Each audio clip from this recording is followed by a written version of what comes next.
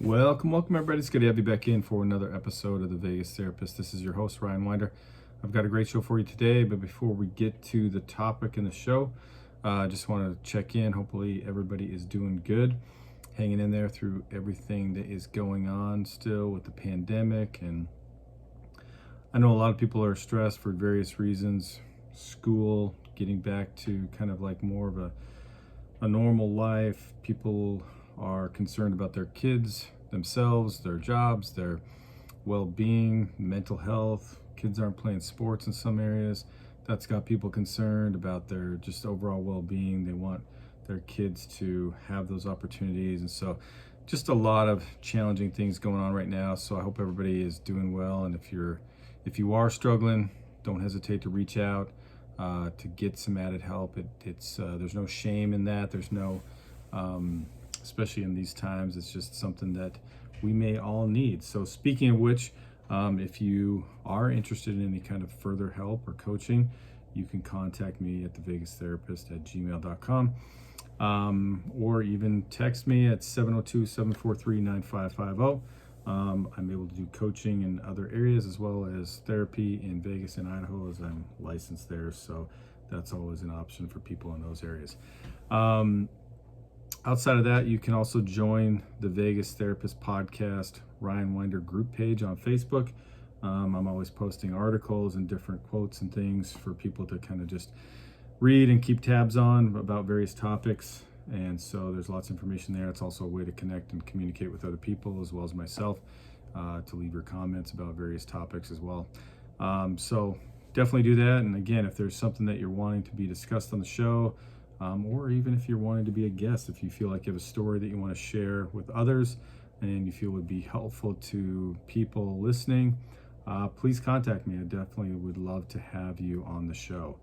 So today's going to kind of be a follow-up episode from last week because this is Suicide Prevention Month. I wanted to keep that topic going because it is such an important topic, but kind of just have my own stuff to talk about today. No guests, just some information for us all out there. People that may be in a challenging way themselves. Maybe they have young kids or teenagers that could be experiencing some of these things. So definitely just kind of trying to put some information out there. In fact, recently, just on my Facebook group page, I posted an article about knowing the signs of depression during the pandemic. So that's a great article of information if you are looking for some stuff. Go to my Facebook group page and check that article out. The links there provided. So, but I guess the biggest thing is just why is suicide prevention and awareness so important? And really, to answer that, I think you just have to look at the numbers. Since 1999, there's been an increase in suicide by over 33%. And from 2006, the rates have really increased more sharply. So really, a lot of that growth has really been since 2006, which isn't that long ago, only 14 years. And currently, suicide is the fourth leading cause of death for people in age group of 35 to 54. And it is the second leading cause of death only to motor vehicle accidents for those age 15 to 34. So it's a big concern, and there's lots of unknowns about it. Even in teenagers and stuff, there's still a lot of unknown stuff as to the factors as to why and what exactly is going on. I mean, I think we can make some guesses about different things, and research is definitely amped up over the last few years to try to target the specific areas that are needed to help. Some of the trends that we see and some of the research, what it is showing so far is that I mean, definitely, I don't know if you saw the documentary on Netflix, Social Dilemma, or the Social Media Dilemma, or something like that. Anyway, there was a section in there about suicide for suicide and suicide attempts for young teens, female teens, and just the stats were mind-boggling as far as like the increase in suicide attempts and increase in suicide fatalities for girls. And a big part of that, though, was reflective in the social media aspect of things and kind of what's causing them to do that. And that's a big correlation for young teen girls and kind of what they do as a result of being connected to social media and how they compare themselves, and even just bullying and different things like that that go on as well too. So but as for boys, it's maybe not as clear cut as far as how much of an impact social media is, but definitely for young teens, girls, it's a huge factor. Some of the other trends in the research is that family and friends reported multiple angry outbursts before a suicide death, which may be a more common warning sign than necessarily sadness. So a lot of times, again, we look for that depressed state, but we may want to be aware of these angry outbursts and how common they are and how frequent they become for young people and even adults as well. There's also indications that many were stressed from problems in a romantic relationship. And again, I think that can be true for both teens. Well, it's definitely, this was a teen kind of based research, but I think that can be true for adults as well. Again, another research indicator for teens is that the majority had received mental health services at some point. However, youth often expressed embarrassment about seeking treatment or figured it would not help. And I think the embarrassment part is really a big factor and something we really need to be mindful of and aware of, because, I think it's just, we need to be past the point of stigmas and being worried about the need for help, both as parents and as teens. I think parents are a big part of that same embarrassment. Maybe they feel like a failure as a parent if their child has to get help for something. And I know there's just not really any better way to say it other than just to suck it up and just deal with it. And if your kid needs help, he needs help. And it doesn't necessarily always have to be a reflection of you as a parent and what you're doing or not doing. I had a recent example of a teen girl coming in and needing some help, and was definitely experiencing some severe depression and potentially kind of maybe not necessarily suicidal yet, but definitely without the need of help. I mean, you could see where it could escalate pretty quickly. And it was just interesting after the first session how it was like this debate as to whether or not there should be a second session or further treatment. And I'm just kind of sitting there like, okay, this one session did not fix this. This was not the cure just to come one time. And luckily the young teen girl was like, yeah, I definitely need to come back. And it was like almost like the mom was kind of just hoping maybe this was a one-time thing. So anyway, it's just something that we need to be mindful of, is that if we reach out for help, one, it's okay. It doesn't mean that we're failures as parents. It doesn't mean we're failures as teens. Life's difficult. It's challenging, especially right now as things have been taken away from us. We don't have the same things that we're used to. Our social connections have been cut off to some degree. Our outlets as far as sports and stuff have been cut off to some degree. So, if we fall into that boat where we just need help, we just need to be okay with it and reach out. So something else I wanted to kind of go through with people as well, because I think this is an important aspect of things. This, as far as like, there's a lot of myths out there when it comes to suicide and kind of what in relation to suicidal either events or topics around suicide. I think the first one that I just want to point out was that there's a myth about that most suicides happen suddenly without warning, and that's just not true. 80% of youth, especially who struggle, will give some type of warning.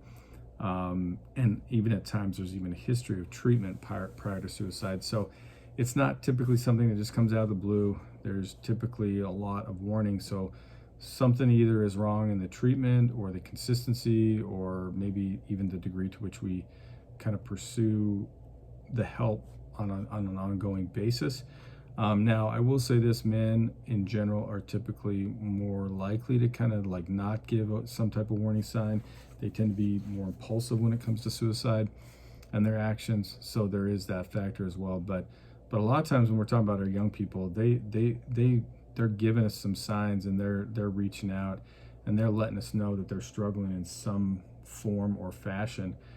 So it is up to us to kind of be able to clue into that and listen to them and really hear what they're trying to tell us.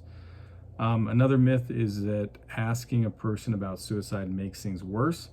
And again, that's just not the case. In fact, if anything, it can actually do the opposite. It can make the person feel like there's real care out there, and it can also bring the problem into the open. Maybe they're just kind of, again, that word embarrassment, maybe they're embarrassed about how they're feeling, about maybe why they would feel that way. Maybe they come from a good home and there's good things in their lives, and so they feel bad for feeling bad.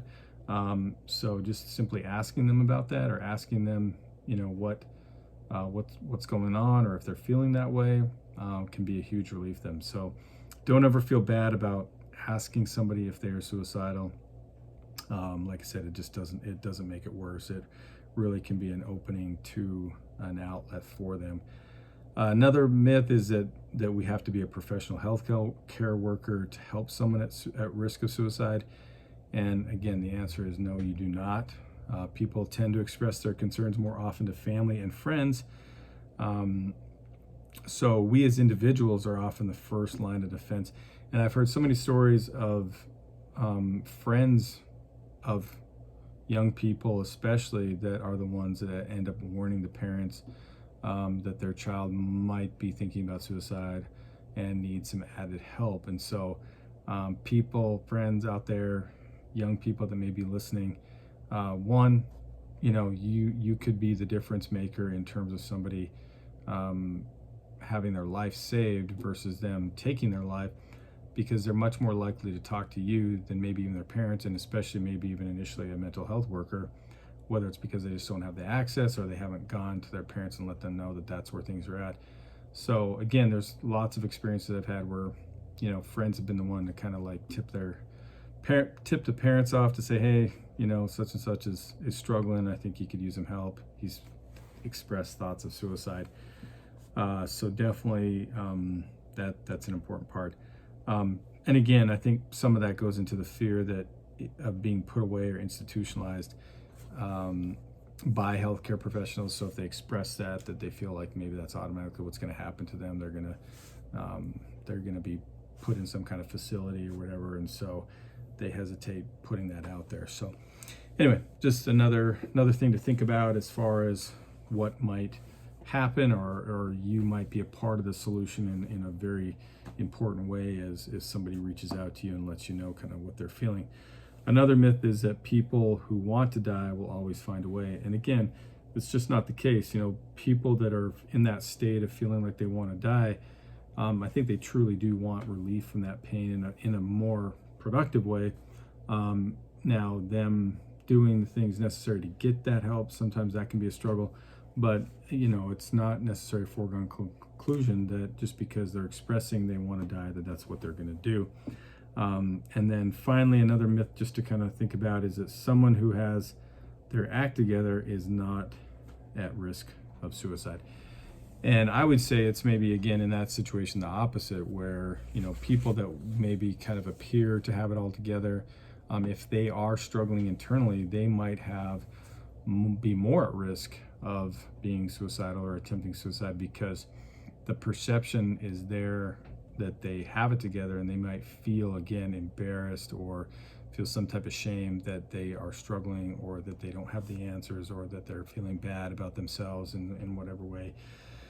So they might be the ones that are more impulsive, or that the suicide kind of comes out of nowhere because of the perception that they feel like they have to maintain in order to make people happy. So it's definitely not the case where those people are not in harm's way. So, all right. So then as we kind of shift a little bit to prevention and kind of things that we can do as far as prevention goes, I think, again, that's one of the things that the research has really tried to focus in on, is trying to find effective modes of prevention, and where do we need to kind of pick this issue up, and where are we kind of falling short. But just in general, I think we need to be able to reach out with love and care for those who may have suicidal thoughts, or maybe who have even attempted suicide, and they could be feeling kind of marginalized in some way. And so we really need to have that approach to them, and we need to learn how to be better at prevention. We need to learn how to talk about it. We need to understand that mental illness is just like having any other illness. And talking about this, I think, really has become less of an option. It's not really something that We need, we only talk about if we think there's a need. We need to be talking about it in a more proactive way, in a more, out front way, so that if there ever becomes an issue with, somebody that we know or love, a kid, that they know that we've already kind of talked about it in a way that they can feel safe, that they know that we're open to that possibility, and that we are also open to doing whatever it takes to get them the help that they need. So being proactive about it, talking about it with our kids, talking about it in our families, talking about it with other people that maybe we are concerned about, kind of opens that door. And like I said, it's a good way to preempt or to provide some level of prevention in doing so. So some other things that we need to do, and I kind of mentioned some of this stuff at the end of the last episode, but a lot of times prevention begins with just knowing the signs. And some of those signs include, just the simple fact: are they talking about suicide? Are they expressing any kind of hopelessness or loss of purpose in their lives? Loss of purpose is a big one. Not feeling like you really matter or something like that is a big indicator. So we need to be mindful of that. Are they currently hurting themselves physically? Maybe they're doing some cutting or some other things. And again, that can be a progressive thing where they start at that point, and maybe that doesn't seem to be as effective anymore. And so they escalate to more and more, more harmful behaviors. So we need to be mindful of that. And if we see that, again, just jump on that the wagon of getting help immediately and as soon as possible. Do they have any kind of emotional pain that we know about? Things such as recent loss, divorce, etc., job loss, things of that nature that could be causing some level of emotional pain. Are they withdrawing from things they used to participate in, things they used to enjoy, activities? This includes also family and friends. Maybe they're isolating from them and not being as a participant. That's a big indicator as well. Has there been any increase in anxiety or worry, or any overall drastic changes in mood, behavior, relationships, etc.? Reckless behavior, again, that kind of is more sometimes indicative of just like they don't care if they get hurt or something like that nature. They're kind of like almost hoping for that as a way of ending their life rather than doing it just more kind of on their own. So they might be driving more recklessly, things of that nature. Sleep struggles, feeling trapped, feeling like a burden. This one, I think the feeling like a burden one is definitely something I've noticed a lot more of, as far as just trying to be in tune with. When I hear people talk about that, I really want to try to understand what they mean by that, and what's kind of going on for them as a result of kind of seeing themselves as a burden, and kind of, like I said, just kind of where that's coming from and how that matters to them, as far as them feeling like a burden and feeling like that's something that they don't want to continue to do, and at what level. So that's a big one to kind of cue in on. Also, another potentially telling factor is perfectionism. This kind of goes back to those people that maybe seem like they have it all together, because often perfectionism is followed by being overly critical of oneself. And again, that can be common in a lot of us, especially teens, that are kind of expecting or have high expectations of themselves, or feel like they've got to be a certain way or perform at a certain level. So it can definitely be something that backfires as well, because if you're not perfect, it's almost like then you're terrible, and you don't have this moderation of being able to forgive yourself or be able to kind of give yourself some slack. And so again, the more that you deal with that, the more that can lead to a feeling of like, it's not worth it. So anyway, something to be mindful of with that. Again, kind of on the other end of it, not necessarily always the depressed type, but more of just the perfectionistic kind of way of being. All right, so those are some prevention things, as far as like, just the noticing the signs and things of that nature. So then we kind of move on into, well, things that we can do if we identify somebody as being suicidal or depressed, or in that place where they could be vulnerable to that. Obviously, we want to be able to reach out. That's first and foremost, and be able to, again, listen with love, but also with no judgment. We don't want to convey any kind of sense of judgment to people, or making them feel bad for feeling bad, or feeling bad for having those thoughts. sometimes those thoughts just happen. They're just a part of that depression. They're just a part of the struggle that goes with that. And so, the people that are experiencing things don't want to be feeling those things. And so when they feel judged by that, it's really a deterrent for them to even continue to open up about it. But also, it's a deterrent to really almost feel like, man, I must just be messed up if I'm having these thoughts. So we really want to be careful about how we speak and how we share things. But I guess if we're reaching out with love and concern, then that's the most important thing. Another thing we want to try to focus on is if we can help with concrete things, like, for example, things that might be tangible. So if there's some kind of job loss, helping them find work. If there's struggles in other areas, things that we can do that might be concrete for them, that gives them something that, to focus on and some hope for some things, if we can do that. Again, we want to ask if they've considered suicide, which really can open up the door for them to kind of be able to talk openly. So that can be a positive thing. And if we feel like somebody is suicidal in a certain moment and we kind of identified it, we definitely want to stay with them until that's subsided or we've gotten some help, whether that's, made an appointment with somebody, or maybe even if it is a situation where we have to call the police and get the ambulance involved and get them to a facility, just until they can be better, and just until they can have some calmness and the ability to kind of get on that path to getting help. And that sometimes is just what has to happen. It's not necessarily, again, a bad thing or a shameful thing. It's just, hey, this is spiraling faster than I can get a handle on it. And so I might need that really intense intervention of, I've got to go to a facility for 72 hours and then get the ball rolling with maybe some medication and some treatment that way. So it does happen, and sometimes it does need to happen. The thing I always like to think about when it comes to prevention and kind of helping people is to think about the 4 dimensions of wellness. So when we are struggling with something like this, the dimensions of wellness definitely come into play. So it's like we want to think about our emotional well-being, our mental health, our mental thinking, our physical aspect, or what are we doing physically to kind of keep ourselves well, and our spiritual selves.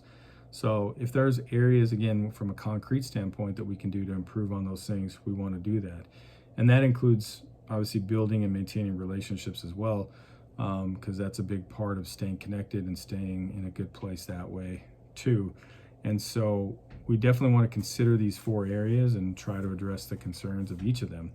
And if there's little goals that we can make in relation to them, again, from an emotional standpoint, maybe we have a lot of pain that's been accumulating, so we need to deal with that, and find ways to deal with that, whether it's, again, seeing a counselor, et cetera, et cetera.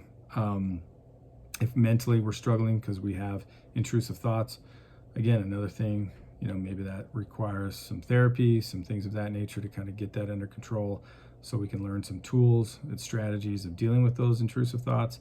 Obviously, physically, if we have not been able to be active, just getting active again, getting those endorphins pumping, feeling good about ourselves, feeling good internally about accomplishing something.